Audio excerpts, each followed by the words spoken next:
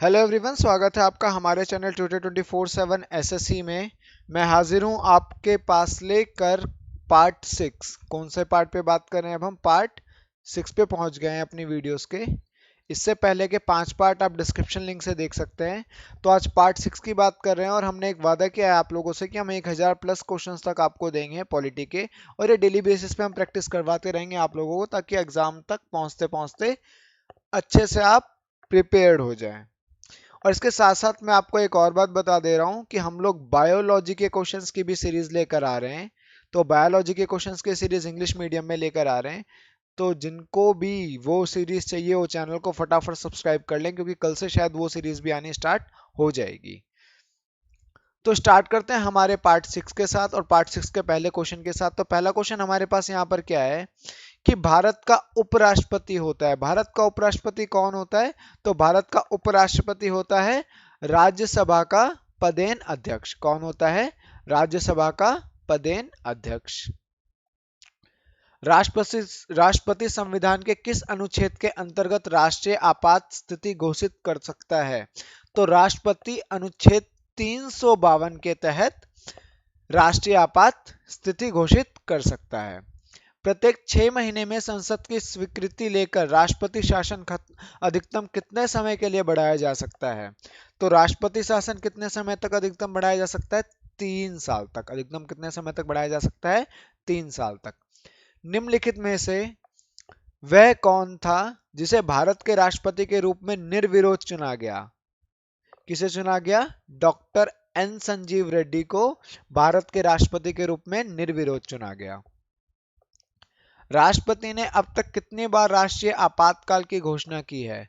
तो राष्ट्रपति ने अब तक 3 बार आपातकाल की घोषणा की है।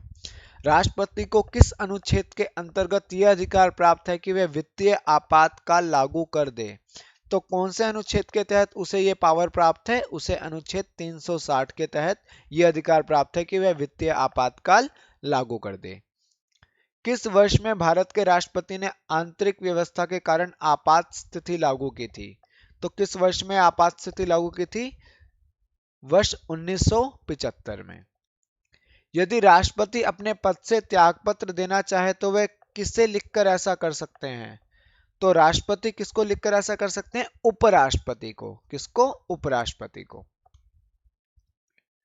संविधान में कितने प्रकार के आपातकालों का प्रावधान है? तो संविधान में कुल 3 प्रकार के आपातकालों का प्रावधान है। कितने प्रकार का? 3 प्रकार के आपातकाल का प्रावधान है। संवैधानिक प्रणाली के असफल हो जाने पर किसी राज्य में राष्ट्रपति शासन संविधान की किस धारा के अंतर्गत लागू किया जाता है?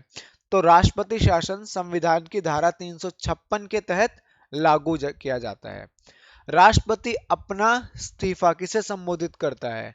तो राष्ट्रपति अपना इस्तीफा उपाध्यक्ष को संबोधित करता है। किसको संबोधित करता है? उपाध्यक्ष को। भारत के राष्ट्रपति के पास आपात अधिकार हैं। कितने आपात अधिकार हैं? 3 प्रकार के। अभी मैंने ऊपर भी बताया कितने आपात अधिकार हैं? 3 प्रकार के। राष्ट्रपति अपना त्यागपत्र किसे प्रस्तुत कर सकता है? तो राष्ट्रपति अपना त्यागपत्र उपराष्ट्रपति को प्रस्तुत कर सकता है। निम्नलिखित में से कौन सी नियुक्ति भारत के राष्ट्रपति द्वारा नहीं की जाती? तो निम्नलिखित में से लोकसभा अध्यक्ष की नियुक्ति भारत के राष्ट्रपति द्वारा नहीं की जाती। निम्नलिखित में से कौन भारत में वित्तीय आपातकाल घोषित कर सकता है? तो वित्तीय आपातकाल कौन घोषित कर सकता है? राष्ट्रपति। यदि राष्ट्रपति त्याग देना चाहे तो वह अपना त्यागपत्र किसे संबोधित करेगा? अगर राष्ट्रपति त्याग देना चाहे तो वह अपना त्यागपत्र उपराष्ट्रपति को संबोधित करेगा। निम्नलिखित में से कौन सी नियुक्ति भारत के राष्ट्रपति के अधिकार में नहीं है? तो निम्नलिखित में से लोकसभा के अध्यक्ष की नियुक्ति भारत के राष्ट्रपति के अधिकार में नहीं है। निम्नलिखित में से कौन से जोड़े का सही मिलान किया गया है? निम्नलिखित में से एडीएम जबलपुर केस आपातकाल में नागरिकों का अधिकार, इस जोड़े का सही मिलान किया गया है। भारत के राष्ट्रपति पर महाभियोग की विधि अपनाई गई है। कहां से अपनाई गई है? यूएसए से। कहां से अपनाई गई है? यूएसए से। राष्ट्रपति की सेवानिवृत्ति आयु क्या है? तो राष्ट्रपति की सेवानिवृत्ति आयु की कोई सीमा नहीं है।